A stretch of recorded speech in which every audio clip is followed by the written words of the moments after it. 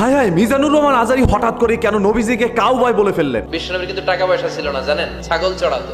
Cowboy cowboy. Mizanur Rahman Azari হুজুরের মুখ থেকে এরকম একটি কথা শোনার পরে পুরো সোশ্যাল মিডিয়া কিন্তু ভাই তোলপাড় হয়ে রয়েছে। সবার মুখে একটি কথা, মিজানুর রহমান আজারী হুজুর আমাদের নবীকে কেন বলল কাউবয়? নবী কি আসলে গরু চড়াইতেন? নবী মাঝে মাঝে বকরি চড়াতেন এবং যার কারণে কিন্তু নবীজিকে কাউবয় বলে ফেলেছেন। ইংরেজি একটা ওয়ার্ড ভাই, কাউবয় মানে ওই যে যারা রাখাল ঠাকার আছে তাদেরকে বলা হয়। এখন নবীজিকে কেন রাখাল বলল আমাদের মিজানুর রহমান আজারী হুজুর? এটা নিয়ে ভাই সাধারণ জনগণ কোনো আপত্তি জানায় না। আপত্তি জানিয়েছে কিন্তু আলেম সমাজ, মানে আমাদের বাংলাদেশের যে সকল আলেমরা আছে না, তারা এই বিষয়টা নিয়ে অনেকটা আপত্তি জানিয়েছে এবং তারা এটা নিয়ে ভিডিও বানাচ্ছে যাতে করে মিজানুর রহমান আজারীর এই সোশ্যাল মিডিয়া থেকে অন্ততপক্ষে একটু হলো জনপ্রিয়তা কমে, কিছু সংখ্যক মানুষ তাকে যেন হেট করতে থাকে। দেখেন, আপনারা জানেন মিজানুর রহমান আজারী বাংলাদেশে আসার পরে 2টি ওয়াজ মাহফিলের আয়োজন করা হয়েছে এবং সেই 2টি ওয়াজ মাহফিল কিন্তু মোটামুটি একেবারেই ভাই জাঁকজমক ভাবে করা হয়েছে। মিজানুর রহমান আজারী যখন কক্সবাজারে তার প্রথম ওয়াজ মাহফিলটি করে বাংলাদেশে আসার পর, সেইখানে কিন্তু প্রায় 20 লক্ষের অধিক মানুষ হয়েছে বলে অনেকে মনে করছেন এবং যশোরের মধ্যে যে ওয়াজ মাহফিলটি করেছে এইখানেও কিন্তু প্রায় 20 লক্ষের মতো মানুষ হয়েছে। মানে তিনি যেখানেই যাচ্ছে সেখানেই লক্ষ লক্ষ মানুষের আয়োজন, আর যার কারণে অন্যান্য হুজুরদের কিন্তু অত একটা আমন্ত্রণ জানাচ্ছে না। এখন সবাই মিজানুর রহমান আজারী হুজুরকে চাচ্ছে, আর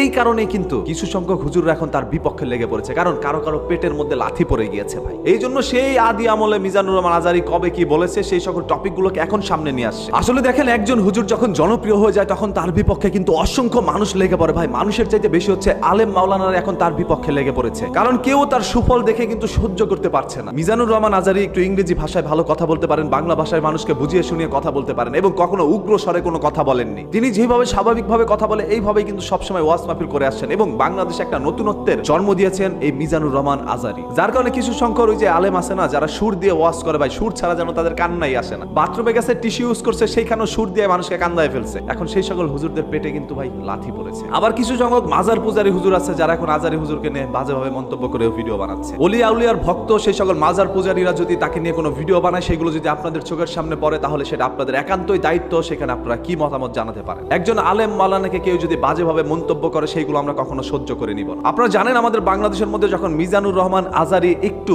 রাজনৈতিক কথা বলতে গিয়েছিল বা যেটা সত্য সেটা তুলে ধরতে চেয়েছিল, তখন কিন্তু বাংলাদেশের মধ্যে তার ঠাঁই হয়নি, তাকে বাংলাদেশ থেকে বের করে দিয়েছিল। আমরা সেই অতীত কেউ কিন্তু এখনো ভুলিনি। দীর্ঘ 5টা বছর পরে কিন্তু মিজানুর রহমান আজারী বাংলাদেশের মধ্যে এসে একটি ওয়াজ মাহফিল করেছে এবং সেই কক্সবাজার ওয়াজ মাহফিল যখন জমজমাট হয়েছিল, তখন যশোরের মধ্যে তিনি আরো একটি ওয়াজ মাহফিল করেন। 2টি ওয়াজ মাহফিলে মোটামুটি বাংলাদেশ রেকর্ড করে ফেলে এবং বিশ্বের অসংখ্য জায়গায় এত মানুষ কখনো একত্র হয় না কোনো সেলিব্রিটি আসলো, যেখানে মিজানুর রহমান আজারী সাধারণ একজন মানুষ আসার পরে এরকম হয়ে গিয়েছিল। আমি তাকে এই জন্যই সাধারণ মানুষ বললাম, কারণ তিনি কখনো নিজেকে অসাধারণ হিসাবে দাবি করে না। আসলে ভাই, আমরা সবসময় মিজানুর রহমান আজারী হুজুরের পক্ষে ছিলাম, এখনো আছি। তবে যেটা সত্য সেটা সবসময় বলে যাব। তিনি আমাদের নবী মোহাম্মদ সাল্লাল্লাহু আলাইহি সাল্লামকে কিন্তু বলেছিলেন 6 প্যাক। এর মানে হচ্ছে সুষম দেহের অধিকারী, মানে তার স্বাস্থ্য সবল ভালো ছিল, মানে বডি ফিটনেস ভালো ছিল, এটাই তিনি ওইখানে বোঝাতে চেয়েছেন। তবে ইংরেজি ভাষায় কেন বলল 6 প্যাক এবং এরপরে কেন বলল কাউবয়, এগুলো তাদের আপত্তির জায়গায় লেগে পড়েছে। আচ্ছা ঠিক আছে, ধরলাম এগুলো আপনাদের হাদিস কোরআনের মধ্যে আছে, এই জন্য আপনারা এগুলো নিয়ে প্রতিবাদ করছেন। তবে এই টপিকগুলো তো ভাই অনেক আগের, সেইখান থেকে টেনে টুনে এনে এখন কেন ভিডিও বানাচ্ছেন? ওই যে